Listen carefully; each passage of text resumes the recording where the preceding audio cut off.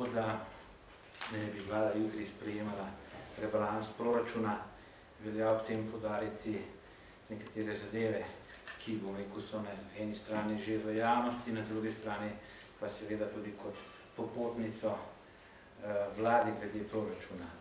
Najprej je seveda treba povedati, da vsak proračun je narejen v določenem trenutku na podlagi določenih gospodarskih, finančnih gibanj, ki seveda pomenijo tudi osnovo za nadaljnji načrt oziroma načrtovanje vseh makroekonomskih kazalnikov. Tako je bilo to tudi z proračunoma v letu 2013 in v letu 2014. Žal so se makroekonomski kazalci od tistega trenutka naprej spremenili na slabše, zaradi tega seveda je tudi možno, da pride do takšnih sprememb oziroma do sprememb. Vsekakor pa glede izhodišč, glede proračuna in predvsem tistega, kar je bilo glede proračuna že povedanega in kar je že znanega, je treba seveda povedati, da prvič ni narejen kvalitativen preskok v javni upravi, z drugimi besedami niso predvideni ukrepi v javni upravi, ki bi izboljšali kvaliteto javnega sektorja in predvsem, ki bi izboljšali kvaliteto storitev, ki jo upravičeno pričakujejo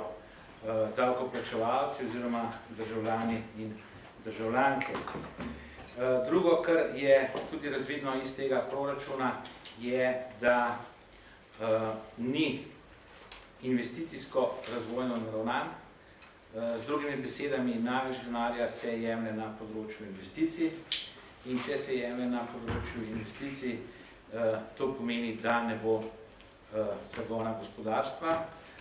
in seveda, da ne bo tudi večjega razvoja na tej podlagi. Tukaj moram izraziti določeno zadržanost do parcialnih ukrepov, ki ne prinesejo nek transparentnosti in seveda na dolgi in srednji rok tudi ne do večje učinkovitosti. Namreč parcialni ukrepi, kjer enkrat eno podjetje, drugič drugo podjetje dobi na takšen ali drugačen način državno poroštvo ali državni denar, brez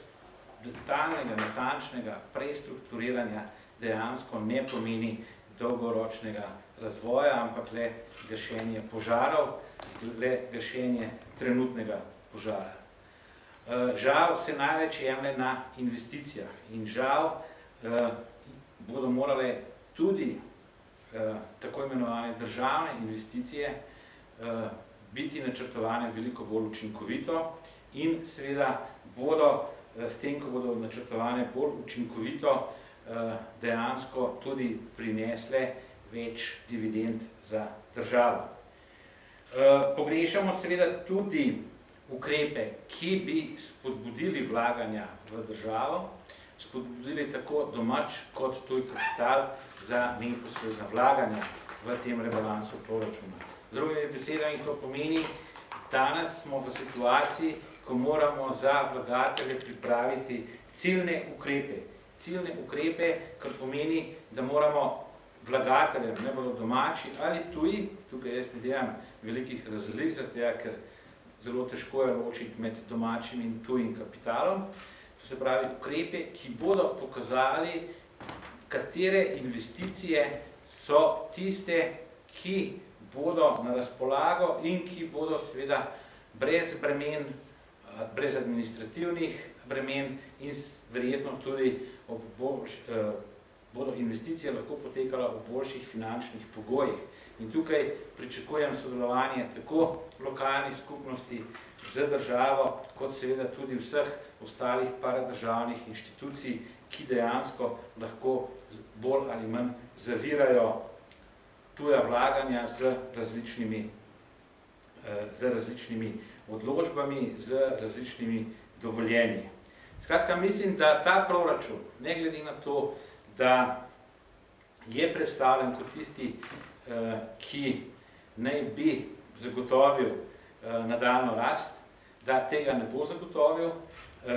in da je seveda veliko več treba narediti tudi na področju javnega sektorja, ne samo v smislu splošnega zniževanja plač in seveda s tem večje uravnilovke, ampak predvsem v